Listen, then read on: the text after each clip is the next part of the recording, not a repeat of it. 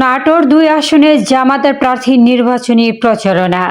নাটোর থেকে সিয়াম সরকারের ক্যামেরায় সোহান সরকারের রিপোর্ট।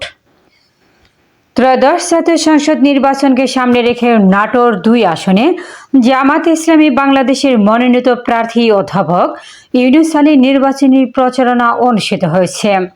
আজ সকাল ৮টার দিকে তিনি নাটোর শহরের দত্তপাড়া বাজার ও বিসিক এলাকা সহ আশপাশের বিভিন্ন স্থানে গণসংযোগ করেন।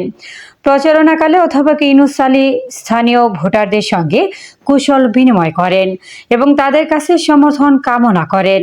এ সময় তার সঙ্গে উপস্থিত ছিলেন নাটোর জেলা জামাতের আমির মীর নুরুল ইসলাম, নায়েবে আমির দেলোয়ার হোসেন, যুগ্ম সম্পাদক আতিকুল ইসলাম রাসেল সহ দলের অন্যান্য নেতাকর্মীরা।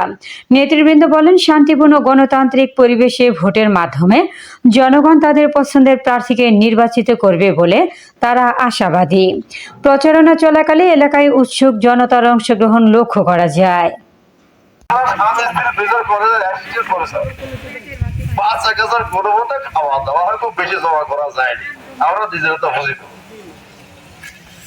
বলেন তো বাংলাদেশে কিছু কিছু অফিসার রাজনীতিবিদ এখানে কলমের খোঁচা দিয়ে কোটি টাকা না, কত কোটি না, ১,০০০ ২,০০০ কোটি না, কমপক্ষে ৫০,০০০ ৪০,০০০ কোটি টাকা সব বিদেশে পাওয়া গেছে।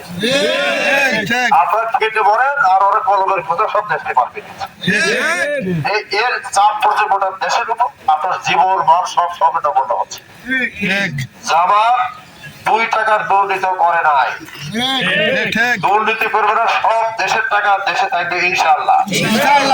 চোরের হাত থেকে সম্পদ রক্ষা করা হবে ইনশাআল্লাহ। আল্লাহ যদি আমাকে এমপি নির্বাচিত করে, চাঁদাবাজি করবো না, কাউকে করতে দেবো না, চুরি করবো না, কাউকে করতে দেবো না।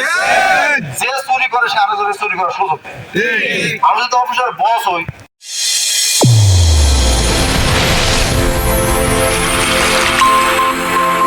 চ্যানেল A1 হৃদয়ের স্পন্দন।